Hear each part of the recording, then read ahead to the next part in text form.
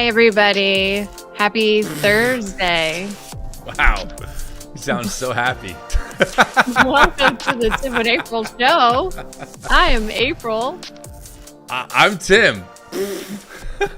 Of the Tim and April show. We've been doing this for over almost 2 years now. We still can't get this intro thing right. We just can't do it. I think we can. I think there's been plenty of times where we got it right. Yeah. Maybe you're right. But it is not the most polished. I mean, I feel like that's it would part of our lose charm, though. some of its. Yeah, it would lose its charm and spark if we were just came out super like polished and profesh. Look, part of the charm of us, April, is that we don't pretend that we're different people on camera. When we end the stream, we keep talking like how we talk, you know? And sometimes we make mistakes. Sometimes things get a little awkward. Sometimes things happen. But that's just that's who we are, folks. It's just how it goes. Yeah. You get what you get. You get what you pay for. And you don't throw a fit. Okay. Actually, plenty of people do throw fits, so that's not true. Accurate, that's true. That's okay. I have a new show I've been binging because ever since I started Widow's Bay, thanks to you, me and Sarah have been looking for new shows to kind of get into. It's fun for us to look forward to. You know, kids are asleep. Let's watch another episode. We've been watching, and no spoilers, friends. We've been watching Silo. That's our newest one, and we blew through the first season. We're somewhere in the second season, and we are definitely enjoying it. We're enjoying it. It's good. I'm pretty sure I told you to watch Silo You probably did a while ago. Well, Beecher is a film person, so of course you know all the good shows before I do. You know, Season 1 of Silo is really great. I loved season 1.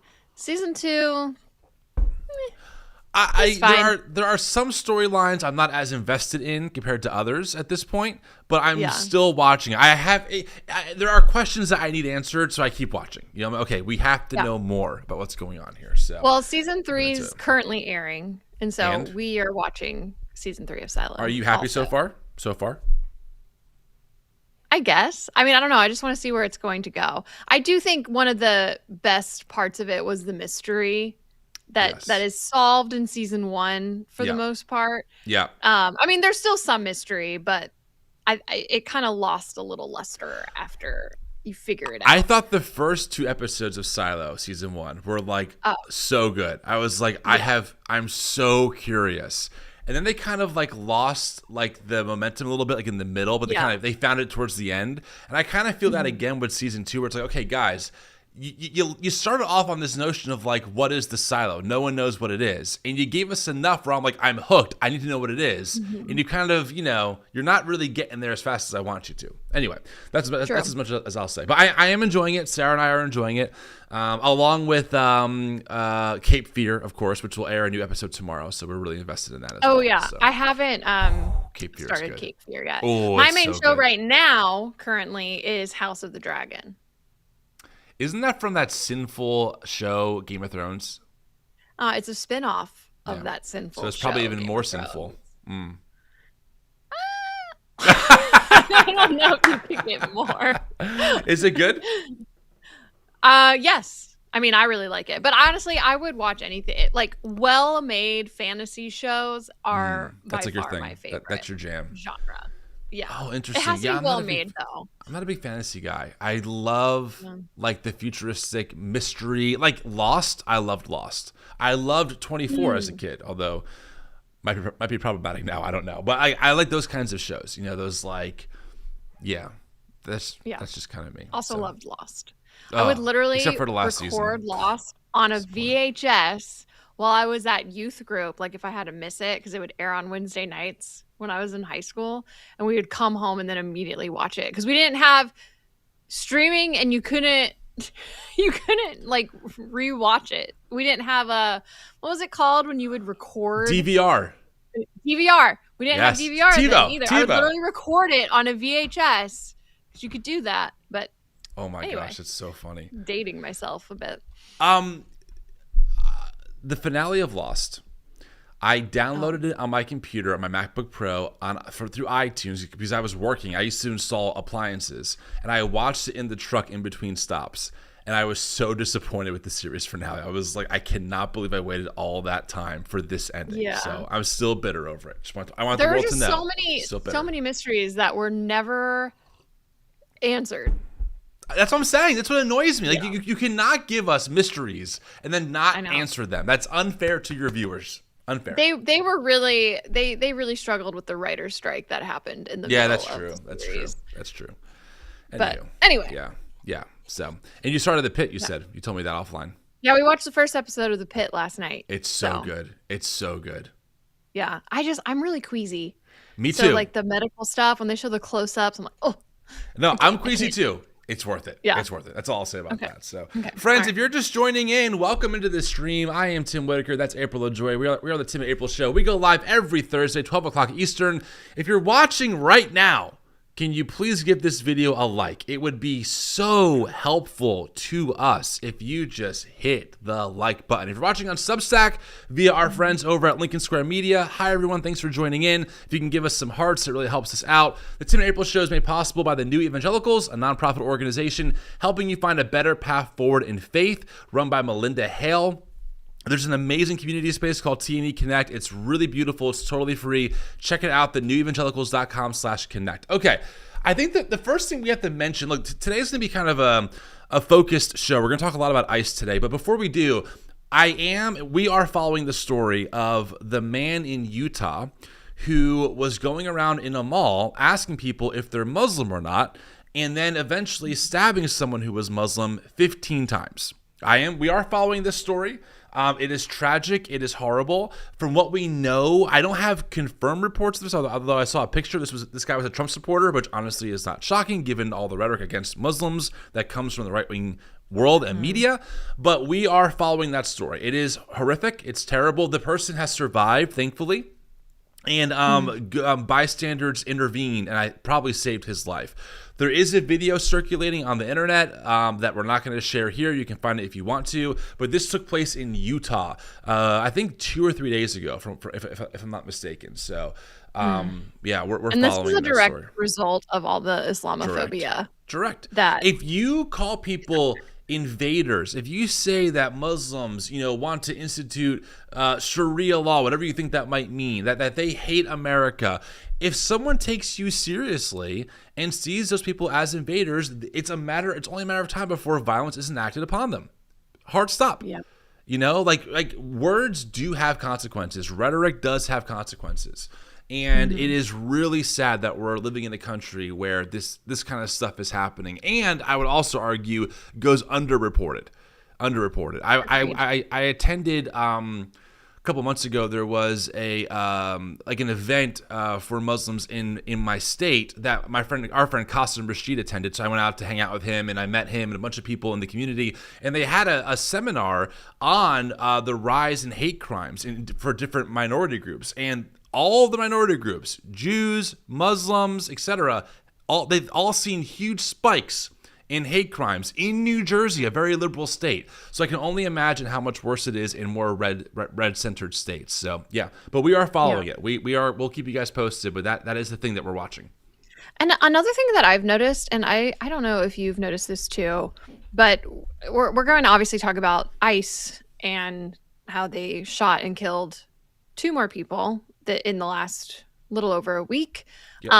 Anytime I post about ICE or just mentioned, ICE killed another person or harmed another person, I immediately have hundreds of comments replying to me saying the most racist, xenophobic, hateful stuff against immigrants. I don't know if it's just bots or if people are genuinely just that awful towards immigrants, which I'm sure it's both, but it just seems like overwhelmingly, anytime I post about ICE, it's always the usual, well, they should obey the law. Well, what do you get when you're a thug? They're just awful, truly terrible, hateful stuff. And it just saddens me because a good chunk of them claim to be Christian, have Bible verses in their bio.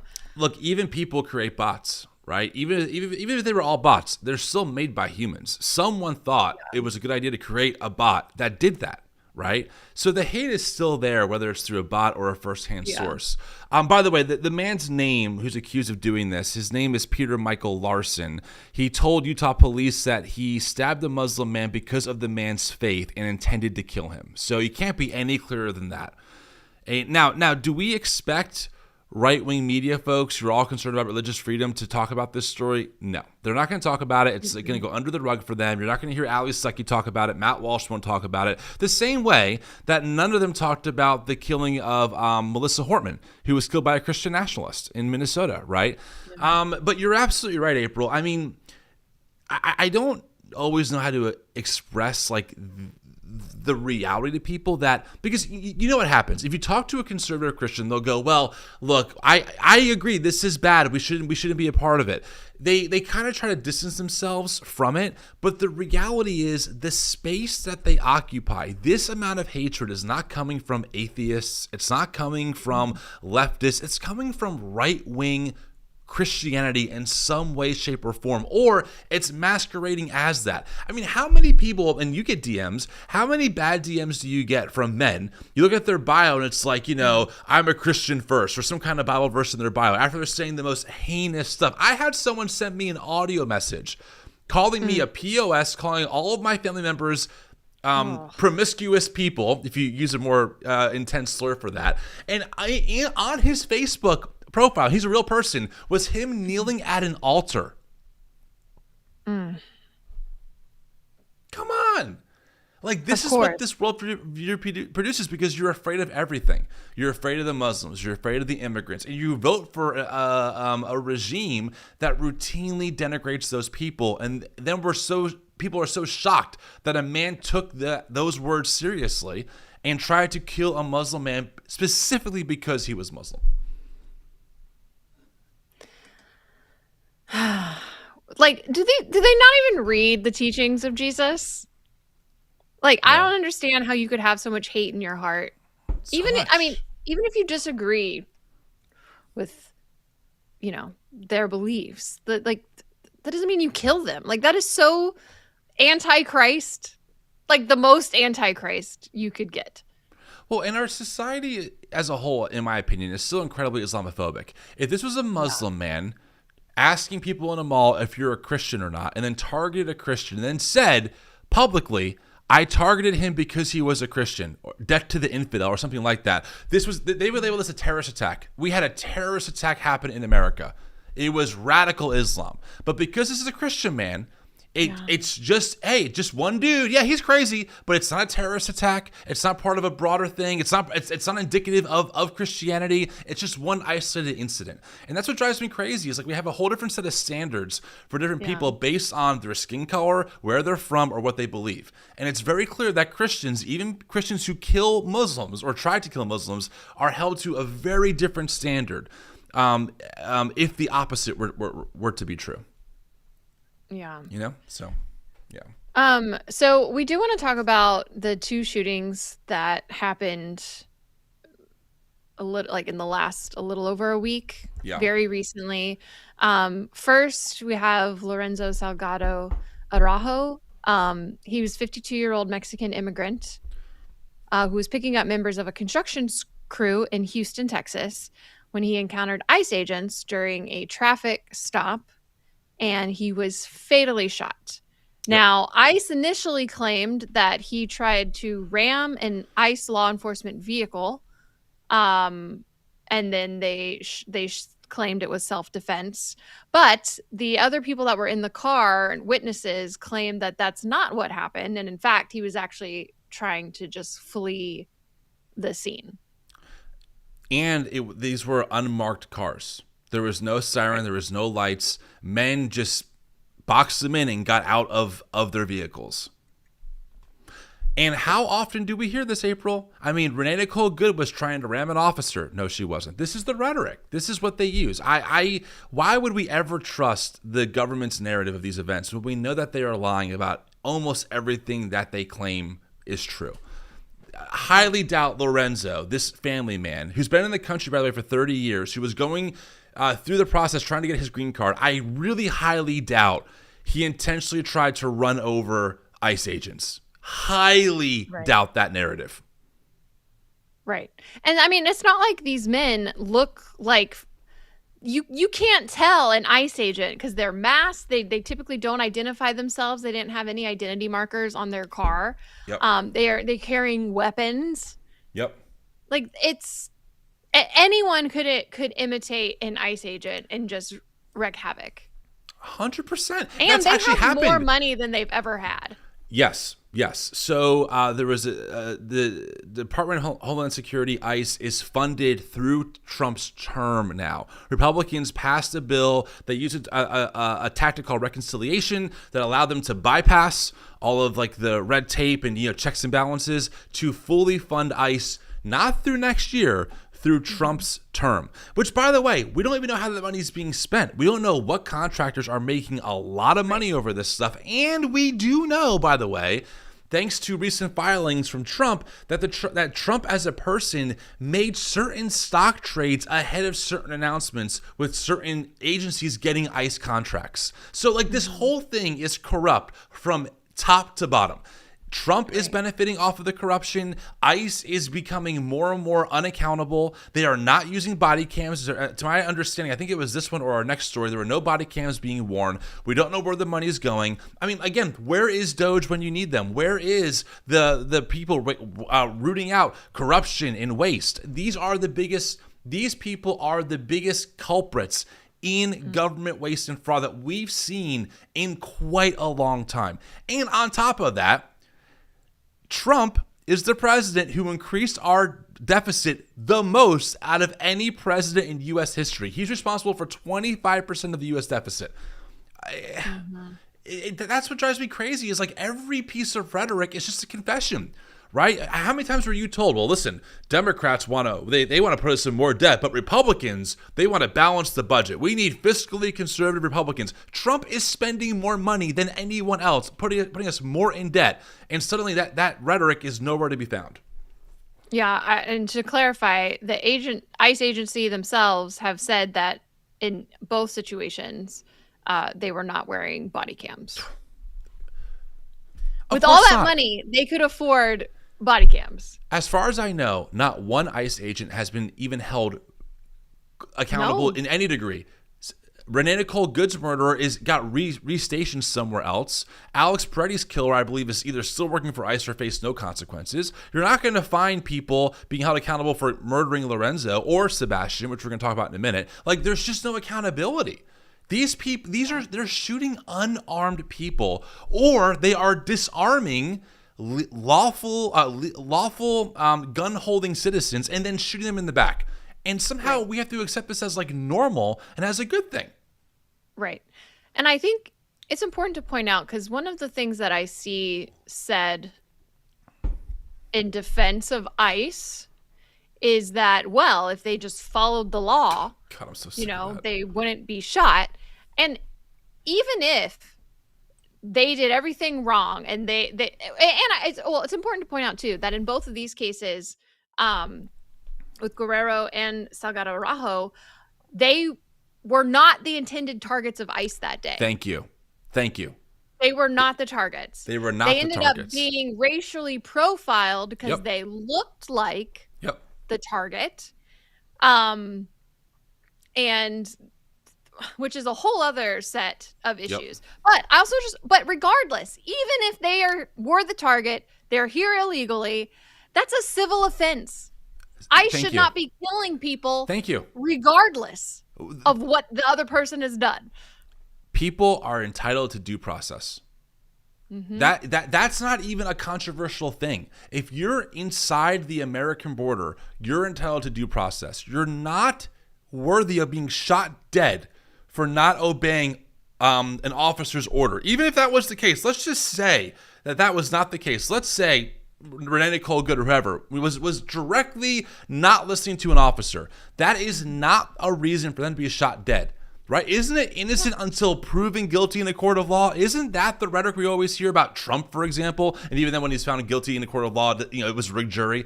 Suddenly, these people accept and defend lawless executions happening in our streets because they got in the way.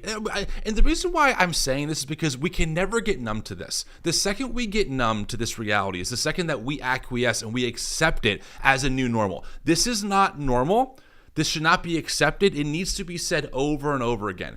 This federal government, from the party of small limited government, is funding ICE in a record amount, more than the FBI, and is sending armed, masked federal agents into cities and neighborhoods with complete immunity, and they're able to do whatever they want. They're targeting citizens. They're kidnapping children. They are killing people.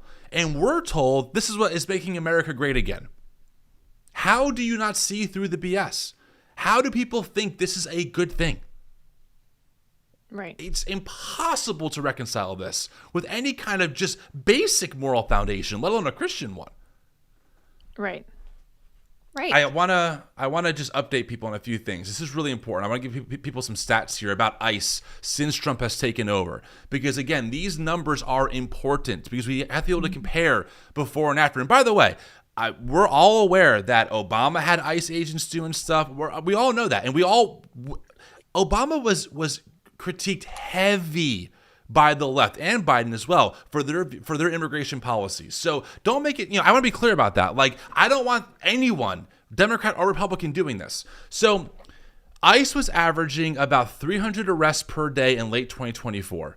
By December of 2025 through January 2026, ICE averaged 1,264 arrests per day, an increase of more than 300%. At the peak in December 2025, more than 800 people were arrested in community at-large operations rather than being transferred from jails or prisons. Here's what we need to know.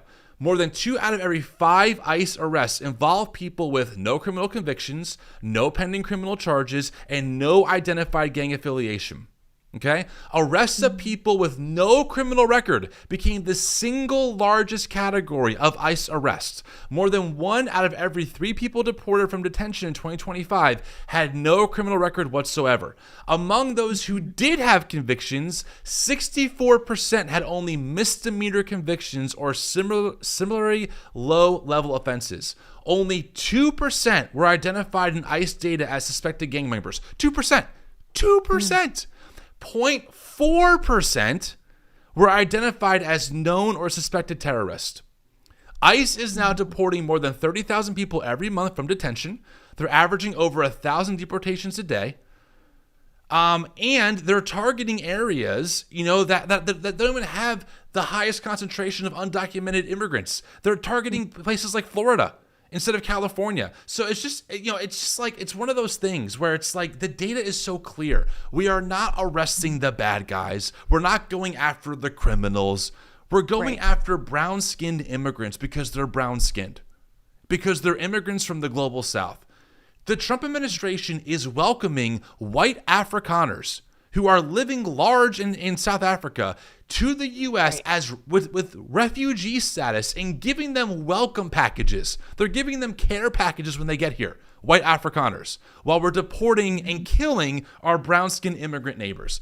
I don't know how else to tell you people that this is a racist, xenophobic regime that tragically 80% of white evangelicals, our former faith tradition, voted for in 2016 and 2020 and in 2024. It's right there, friends.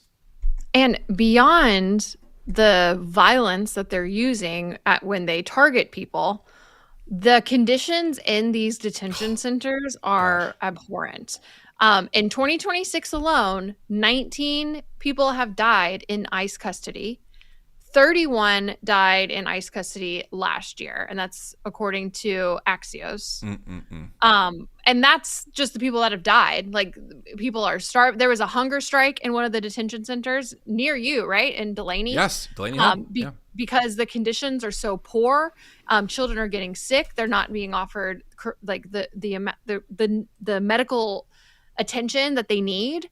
And that's why people flee, because I really think because ICE is supposed to meet a certain quota because of all these promises that Donald Trump, the Trump administration has made, that they're just going out and just grabbing people. They're not even, in many cases, not even getting the correct paperwork. Like the amount of American citizens that have been wrongfully detained and then let go sometimes days later once they figure it out. Yes. Like that also happens all the time too, because it's just chaos. They're treating this entire thing like chaos, and actual human beings are paying the cost for this hatred of the other.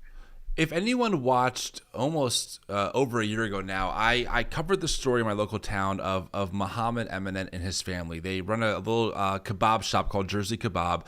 ICE showed up at their doorstep unannounced, arrested their mother, put her in a detention center in New Jersey. And we covered it on the new Evangelicals. The story went mega viral. Muhammad and I keep in touch. We had him on the TNE podcast, did a 2-hour-long interview so people could hear the immigration story. So just to give you guys an example, because a very classic trope is, well, they should come here the right way. Okay, let me just dispel why that is such a myth. Muhammad and his family have been in the pending status in this country for almost a decade now.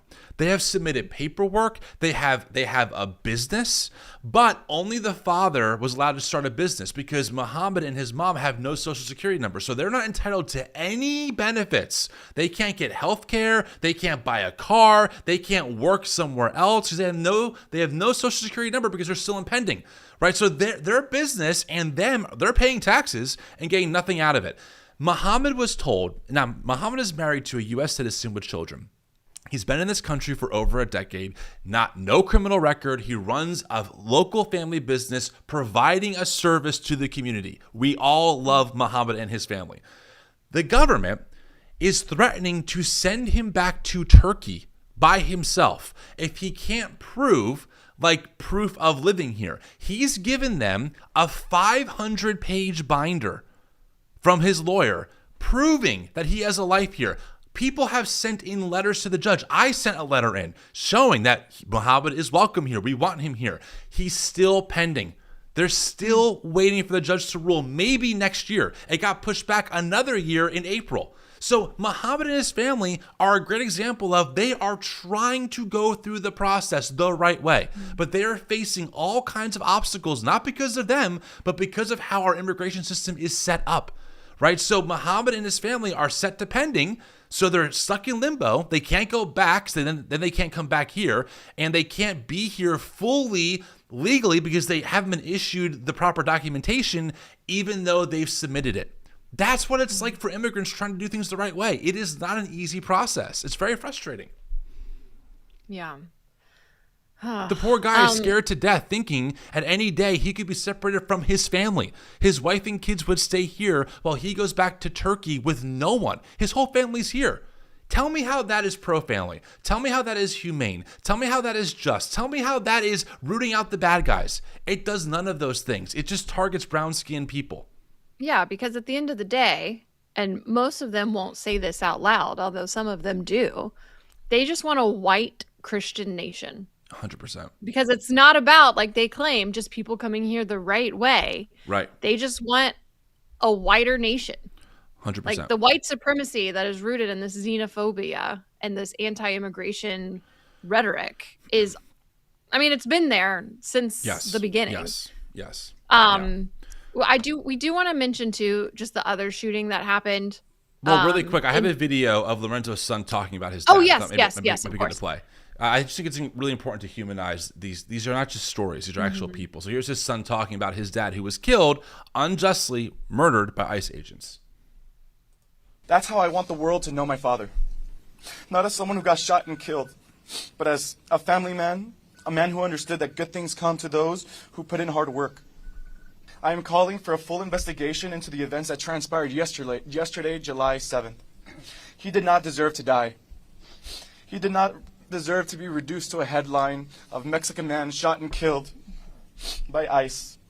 He deserved to live a quiet life as Lorenzo Salgado Araujo, a husband, a father, and a job creator for dozens of men who also wanted the American dream. That's right. I would be doing his memory a disservice if I didn't recognize the other 3 men who were with him, one of which was my uncle. All 3 men were rounded up.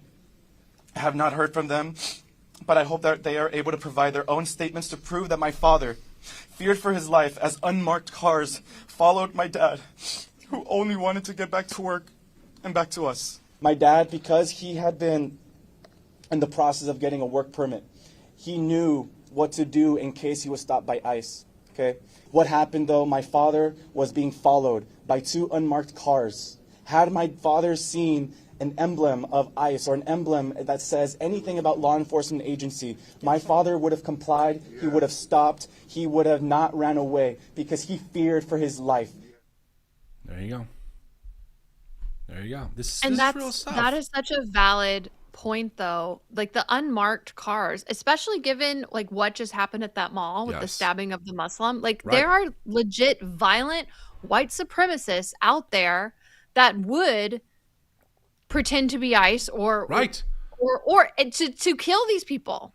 Like there are some unhinged, violent, terrible people out there that genuinely just are so racist that they want to kill anyone that's not white. On July 4th, we had white supremacists march to the Capitol, like on like national lawn.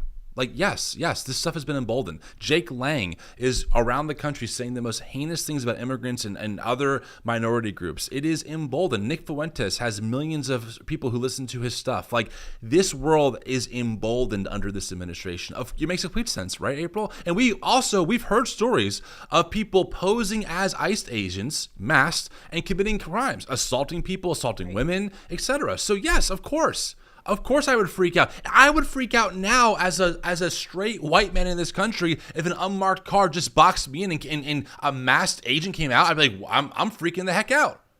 If an unmarked car with masked men and weapons were trying to follow me, I wouldn't stop. No. Ugh. You want to read a few super chats while we're here and then get to the next story, or do you want to get to the next story now? What do you think? We can read. We have a lot of them. So, friends, again, thanks so much for being here. We're the Tim and April Show. We go live every Thursday, 12 o'clock Eastern, here on YouTube and on Substack. We have a few super chats. All super chats support the work of the Tim and April Show via the new Evangelicals. So, thank you so much for your support. Can you read some of these, April? Are you cool reading them? Yes. Let me see. Okay, from Dr. Gerbs. Happy St. Anne's Novena Week to those celebrating our fond memories of the one in Scranton, Pennsylvania. Can either her prayer from memory?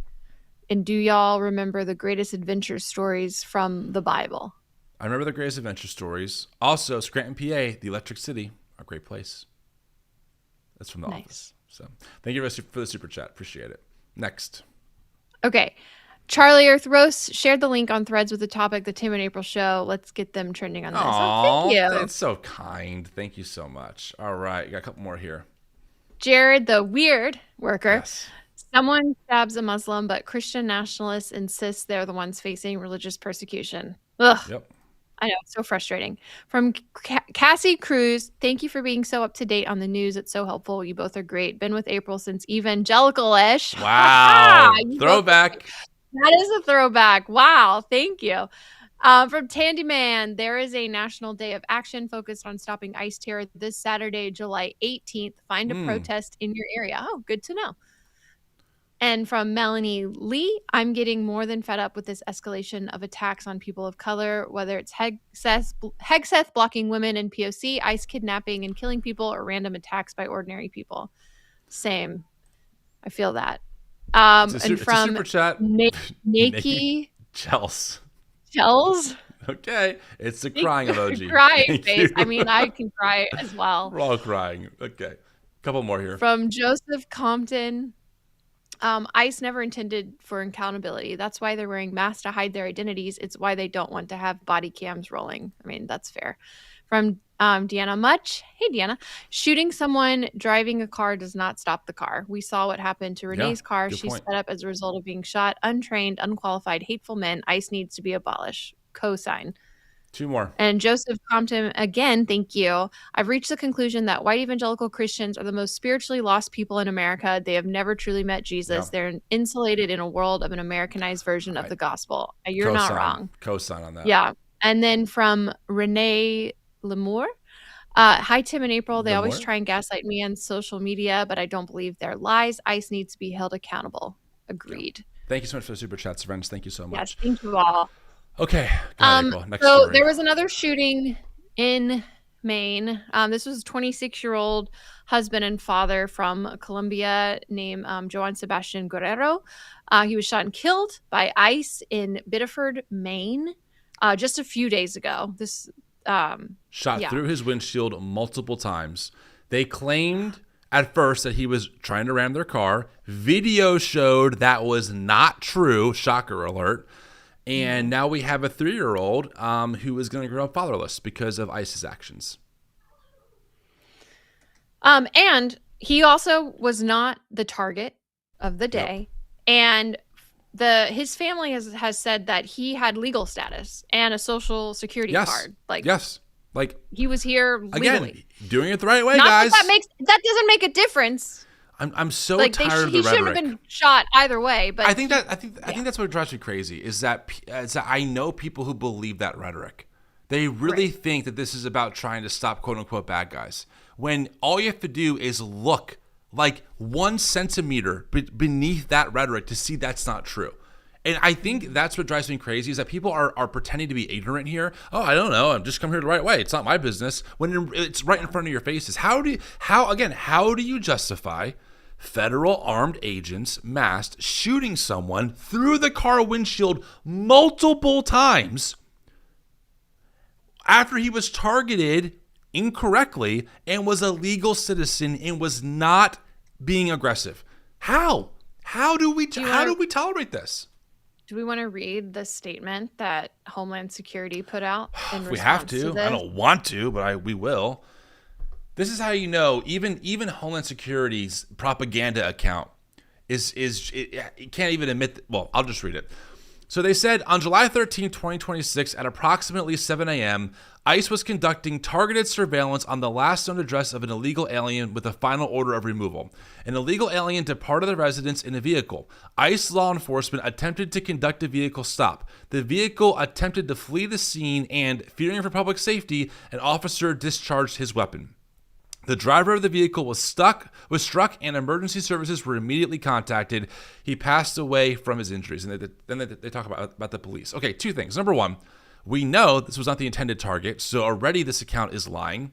Okay, they were going after the wrong person. But number 2, even this propaganda account doesn't say that the driver was trying to ram officers. That's how clear the evidence is. Even an account that lies through its teeth won't tell you that, oh, this person was trying to ram officers. What they say is that the vehicle attempted to flee the scene and, fearing for public safety, not the officer's safety, for public safety, an officer discharged his weapon, aka the officer thought this guy was a threat, so he murdered him.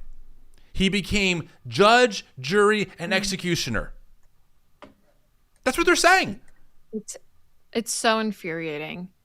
And honestly, I hate the way too, an illegal alien, I hate that phrase. It is so dehumanizing, in and of itself. And it's so calculated, the way that they talk about these raids and these traffic stops, because they don't want you to realize that who they killed was a human being. Right. Was a father and a husband. Yep. And the mother and daughter showed up to the scene. The daughter was wearing bluey pajamas, and she saw her father dead on the street. Is this not evil? I don't know what else to say.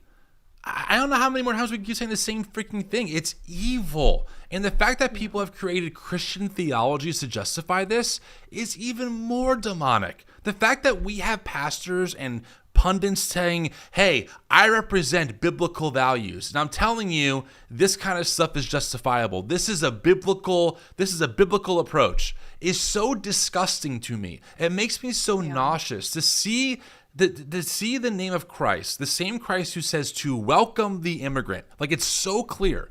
Then have his words twisted or not invoked at all to justify the murder of people, of human beings. Yeah. So in response to this, the agency did announce that they were going to temporarily pause traffic stops. I don't know if they were going to do more training or whatever, but they were like, hey, the traffic stops really aren't helping. We're killing people. So let's stop that temporarily. But then Trump came out and said no. He posted this on his Truth Social account. He said, the men and women of ICE are doing a great job, one that has to be done. Crime is way down in America. in many cases with numbers that haven't been seen in decades. The open border policy of sleepy Joe Biden allowed 25 million people to pour into our country unchecked and unvetted. I have questions about that number. Many were criminals, and we have to get them out. In order to do this, we must be strong, tough, and smart, and we cannot give up one of ICE's most important and effective crime-fighting tools, the traffic stop. Once we do, we are playing right into the criminals' hands. The radical left Democrats would like to see this done, but it won't happen on my watch. ICE, be judicious, fair, and smart, and go back and do your very important job. Keep those crime stat records coming. Remember, you are loved and respected in America. Thank you for your attention to this matter. President Donald J. Trump. I really miss when presidents were presidential. I really hate this man. I'm just going to say it. I do not like this man at all. He makes the comment, crime is way down in America. That is true, but not because of ICE agents. They're only increasing their murder rate, okay? It's not because of that. I mean, in fact, right now, New York City crime is down, very low. Why isn't Zoran Mamdani getting praised for that? Isn't he the mayor? Why is Trump taking credit for what's happening in New York City? Aren't the cities, which, by the way, I'm looking at the Council on Criminal Justice. It says reported levels of 11 of the 13 offenses covered in this report were lower in 2025 than in 2024. 9 of these offenses declined by 10% or more. However, drug crimes were the only offense category that increased. Isn't that the rhetoric, though, that drugs are pouring in because of illegal immigrants, quote unquote? But hey, I guess it's not really working then. If drug offenses are going up, I'm just saying, we know that undocumented immigrants are half as likely to commit any kind of crime as their native-born counterparts. Come on. And also, like, just the zero remorse for the immigrants that were just needlessly killed, for the husbands and fathers that were murdered by ICE. No mention of that. Just ICE is doing a great job. And in fact, they need to keep doing what they've been doing, even though people are dying. Because in white supremacy, some lives are more valuable than others. We just watched Democratic politicians mourn the loss of Lindsay Graham in ways that was, like, for me, over the top. Lindsay Graham was a great friend. We disagreed. That man said we should nuke Gaza. Lindsey Graham as a politician was a war hawk. And we have Democratic politicians being like, he was a great guy. We didn't see eye to eye, but man, was he funny. But do you think those people are going to tweet the same way about these two people? Or about Nolan Wells, the black 18-year-old who died under, at a minimum, incredibly mysterious circumstances, and things are super sus with that case? No. But our country is mourning Lindsey Graham, the man who literally said that we should wipe out all the children and people in Gaza. Trump will tell you that Melissa Hortman deserved it. He wouldn't even call Tim Waltz. He said that he was happy that Robert Mueller died. He was thrilled about that. Right. But when it's people that he's supposed to care about, Charlie Kirk, for example, oh, how dare you? How dare you speak ill of the dead? How dare you bring up his own words? How disrespectful. This is how white supremacy and Christian nationalism functions. Some bodies are worth more than others. Some bodies deserve more dignity than others. Some bodies are just more human than others. And on that hierarchy, white men are at the very top, and everyone else kind of trickles down to the bottom. That's how it works. Yeah. That's how it works. It's not very all lives matter of them. Well, and look, they will say that's not true. Forget the rhetoric. Look at the fruit of the action. If you bypass all of their propaganda in terms of the wording that they use and look at the direct results of their policies and of their actions, you will see exactly what I'm talking about. You will see white Afrikaners are welcomed in as refugees. Brown-skinned immigrants are killed in the streets. That's the bottom line. I don't care how you get there. That's what's happening under this administration. Full stop. Yeah. I mean, the hypocrisy truly knows no bounds. No bounds. Especially, and we are Christians, and we come from this conservative Christian nationalist world. So we're going to be more intentional about pointing out the hypocrisy of the evangelicals that claim to love all people because they love their neighbors, because they are Christian, while they celebrate the deaths of people who are not white. Yep. Or maybe not celebrate, but just ignore. Justify, ignore, whatever. Justify, defend. While at the same time get mad at people who don't show remorse when the oppressors die. Exactly. Like Lindsay Graham. Exactly. By the way, I want to try and thread the needle here. I'm not necessarily saying people should dance on his grave. What I am saying, though, is that some people with a lot of power, when they die, other people are relieved because they're no longer under the boot of their oppression. It makes sense. It makes sense. If a country is raining bombs on your school children and the person responsible for that dies, you're going to celebrate that. You're going to be happy that person's no longer there. Why? Not because you inherently hate human beings, but because that person was raining bombs on your children in schools, right? So that's what I'm saying. Is like when you have someone who's saying, I always stand with Israel, we should nuke Gaza, sending more money to Israel, that's bombing children. I can understand how people would say, I'm glad he's no longer on this planet because that's one less person to rain bombs on our children. That's not denigrating or dehumanizing him. That's telling the truth about his political legacy. He might have been a great husband or a great dad. I don't know. But when it comes to public policy and what he advocated for, he harmed a lot of people. A lot of people. So many people. Well, he was not a husband. Oh, he wasn't? Okay, I don't know. He was never married. Oh, okay. Yeah, all right. So maybe he was a good son. I have no idea. So anyway, just wanted his sister is now taking his seat. Oh, it's just the a little. I just hope like that is such a weird thing. Just like as a sidebar, like my brother's a roofer. If something were to ever happen to him, like the idea that like, April, you have to be the roofer now. Like, can you finish the job? Can you just hop in, hop on the, start hammering stuff in? Actually, I would kind of pay to watch you try and roof. I have no idea how to do it. It'd be funny. Oh God, I would not be. Or having your brother host the show. You know? Yeah, if something happened to me, then my brother's got it now.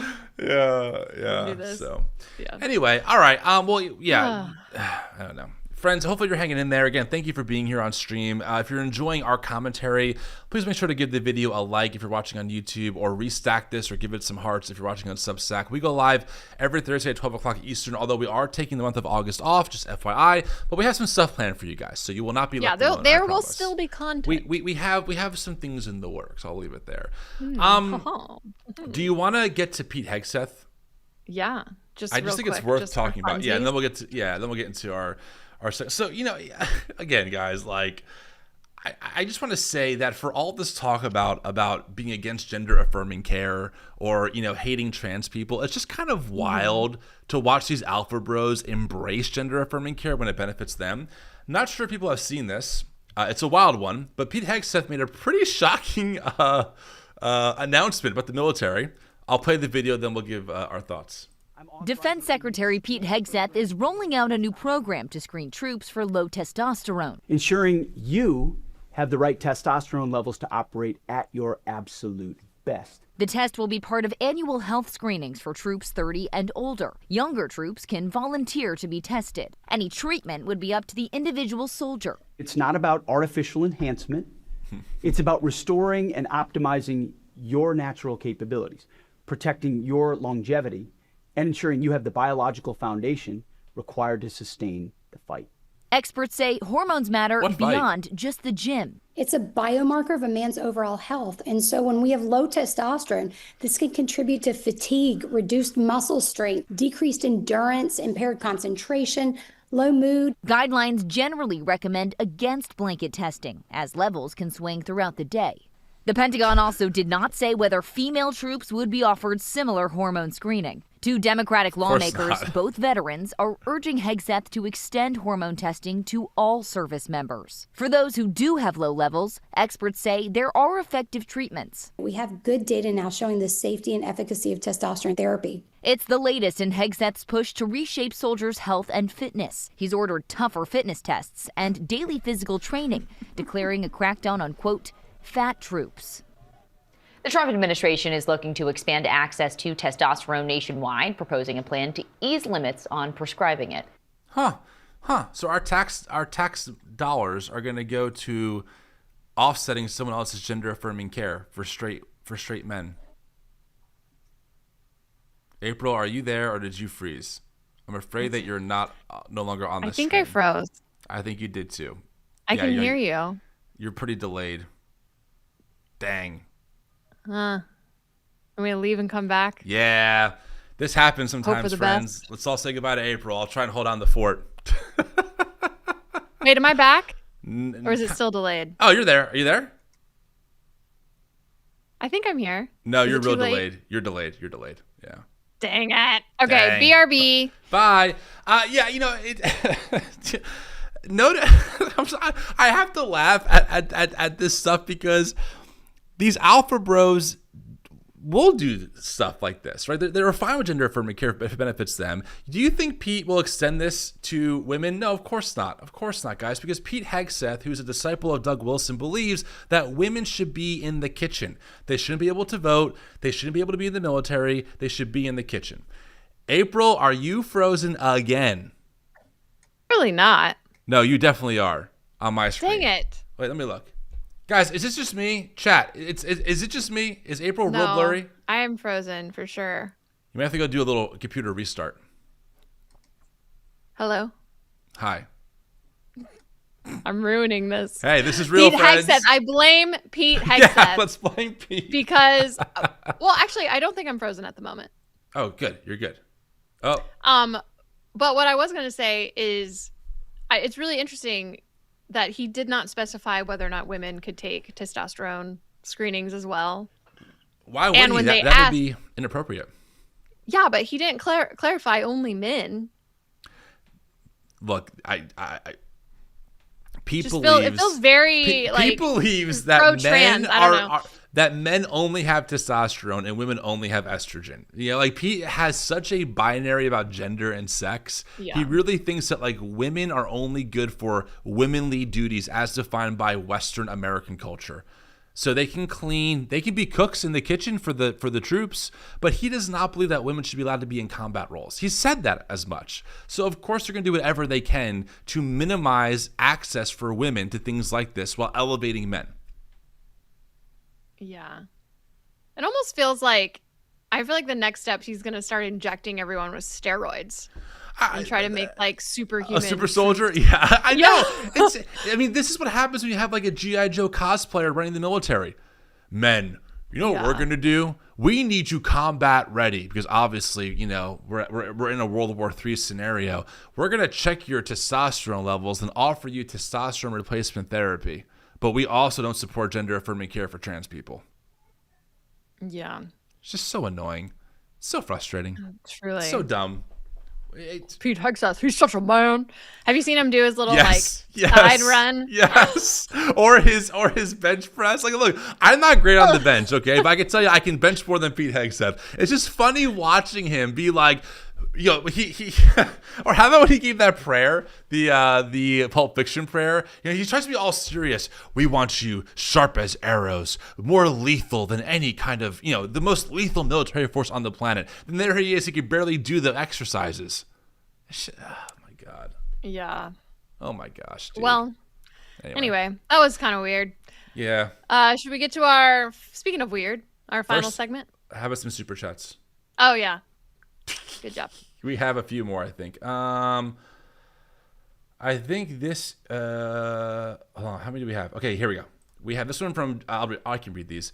Justine Bailey 923. I'm just so tired of the killing. Glad we're all here to help each other. Help each week to help us all cope. Absolutely. Thank you so much for the super chat.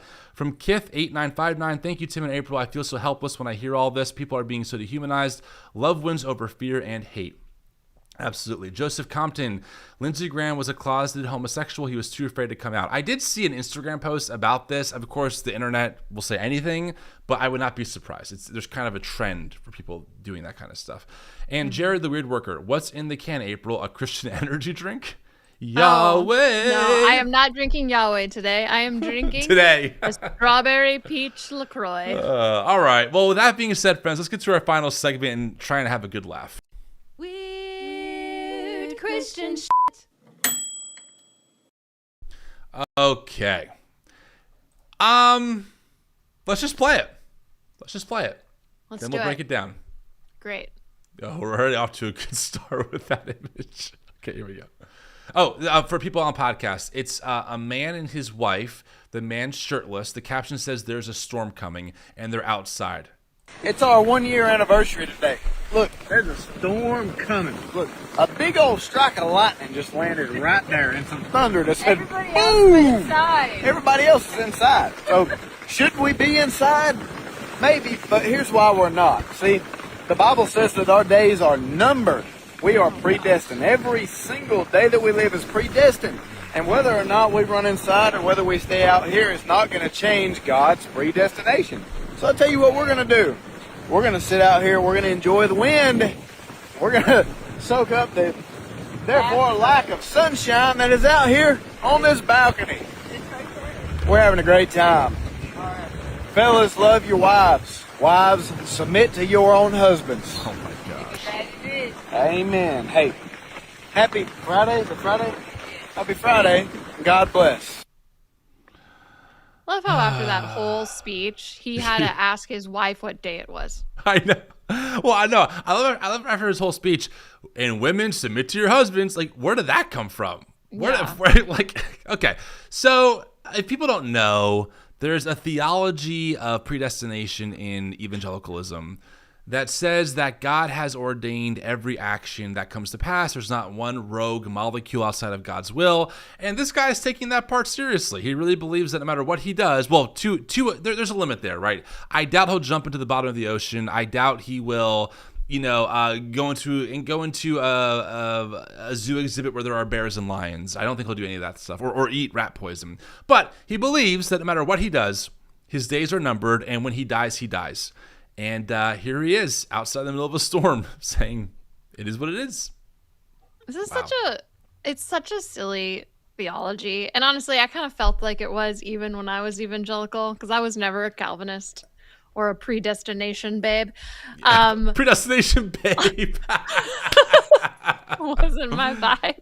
Darn. But like, if they were to actually like die in this storm, then the people in their church their response wouldn't be, oh, they were stupid for doing this. Right. It would be, oh, God had predestined them to go out and stand in the storm and then die. Yeah. Which is like the account, like, it takes away all accountability completely, and decision making and free will. Well, and also he doesn't really act like that's the case, right? He makes decisions all day. He makes choices all day. He decides what is a wise decision and what's not a wise decision. Obviously, he doesn't have a good sense of what that might be given what he's doing in here. But like, and people are asking or saying in the chat that they've never heard of this predestination idea. It comes from this acronym called TULIP that evangelical Calvinists use. The T stands for total depravity. They use meaning that we're all inherently sinful and wicked. All of us. Once you're born, you're inherently wicked and sinful. Nothing you could do can make you better. You're just a bad, terrible, evil person, and God automatically hates you. You're called the reprobate. Unconditional election is that God has chosen whom he will save, and once that has been set, since before the foundation of the earth was even made, it's been set. So if you're not part of the elect, you are going to be passed over and sent to hell because you have to pay for your sin that you were not necessarily responsible for, but were born into. Then you have L, limited atonement, which means that the death and resurrection of Jesus, or the sacrifice of Jesus, does not apply to everyone. It only applies to the elect who will then go to heaven. I is irresistible grace. If you are if you're predestined to be a Christian, you will, no matter what, become a Christian. You cannot resist the will of God's call on your life. And then, where am I? TULIP stands for perseverance of the saints. Once you're saved, you're always saved. So that is the acronym that you're taught in these spaces. And like you said, April, even though I was a Calvinist for a little bit, I also thought like it didn't make a lot of sense, right? Because God is good and loving. And God's all-powerful, but God has created some people just to burn in hell forever. Wouldn't it be better not to create them at all? Like, isn't the more just thing for someone never to have been born than to be born, potentially live a terrible life here and then burn in hell forever at no fault of their own? You would think. One would think. But then they'll quote Romans 9 and say, who are you, oh man, to talk back to God? That's how they get you. But it just doesn't make sense. Well, none of it you're just makes an idiot. sense. Also, like there's no point in sending out missionaries to spread the gospel. Trust me, they have workarounds for all of that. I know they do. I know they do, because I used to get in debates with them, and I'd be like, "You're using circular reasoning. It doesn't make sense." Right. Like, because as an evangelical who also didn't make sense on a lot of things, even I was like, no, y'all truly don't make sense. What they would say is, well, we're still commanded to preach the gospel, so we should still do it. So, but it doesn't matter. Like, if that is true, if the game is set and matched before you were ever born, you have no choice. Your outcome is your outcome. You could sit on a couch, eat Doritos, and watch Lost for the rest of your life on repeat, and it wouldn't change the outcome of anything, because that's what you were predestined to do.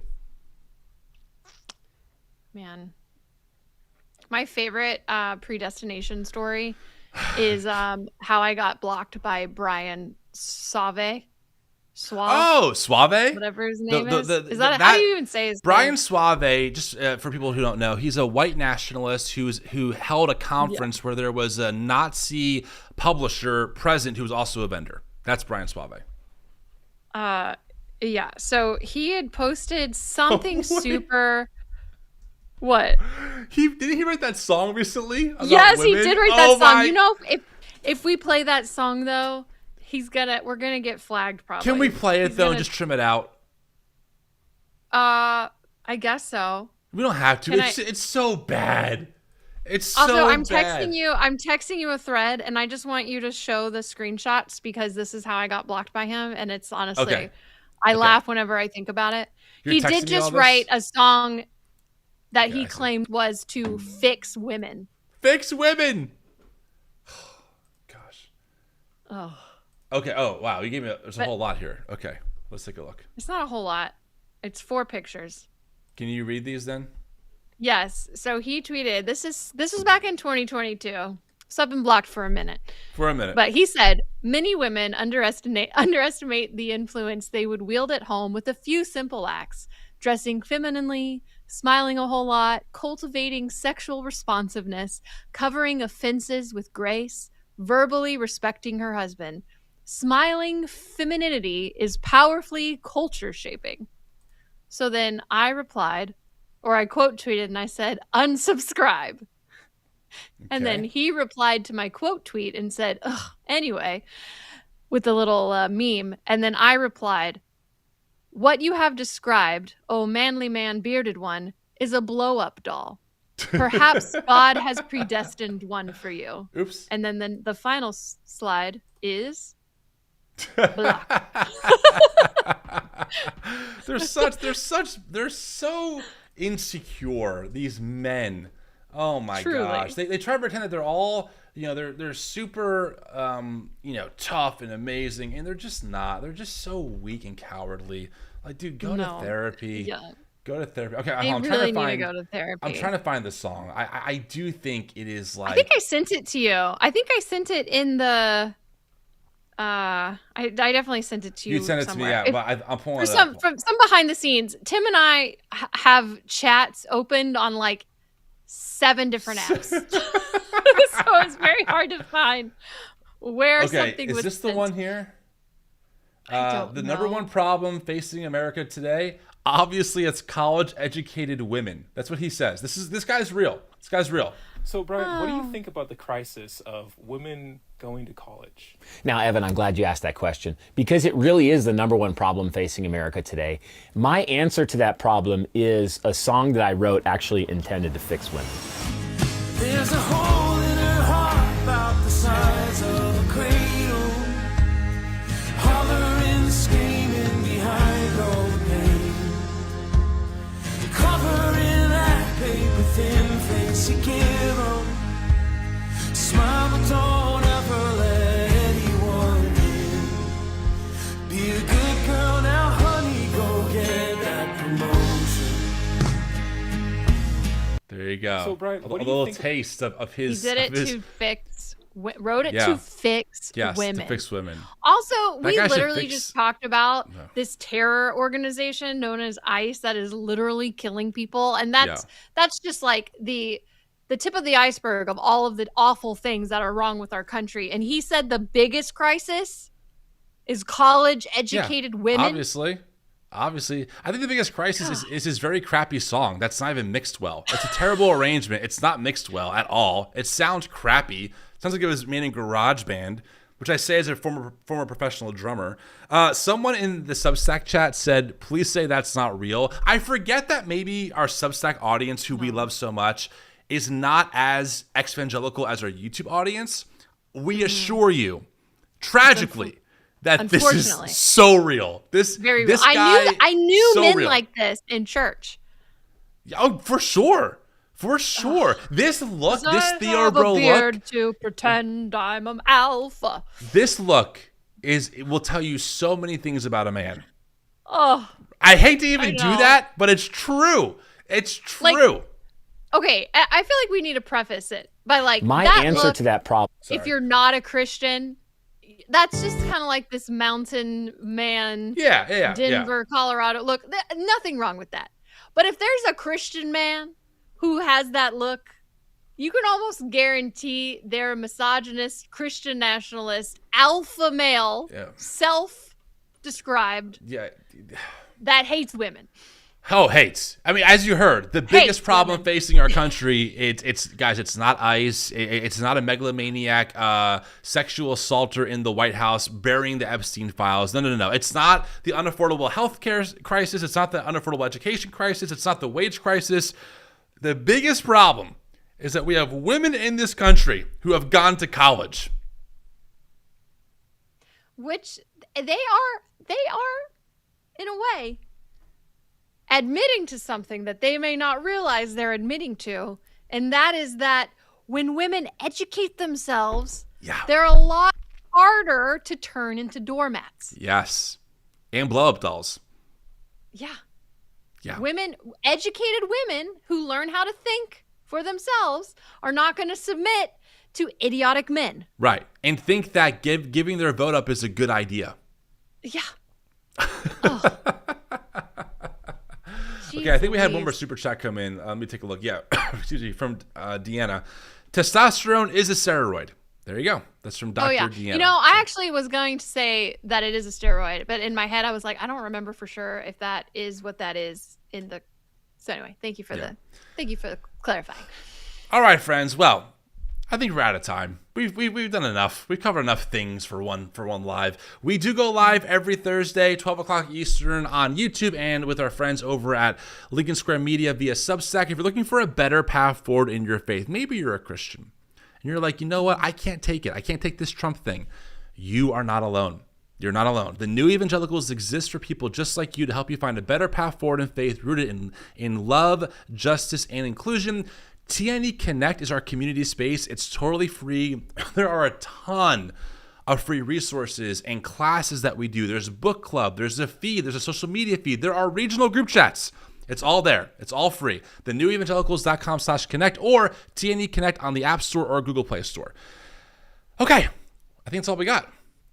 All right. Well, on that note, I am Tim Whitaker. And I'm April Ajoy. We'll see you next week. Bye.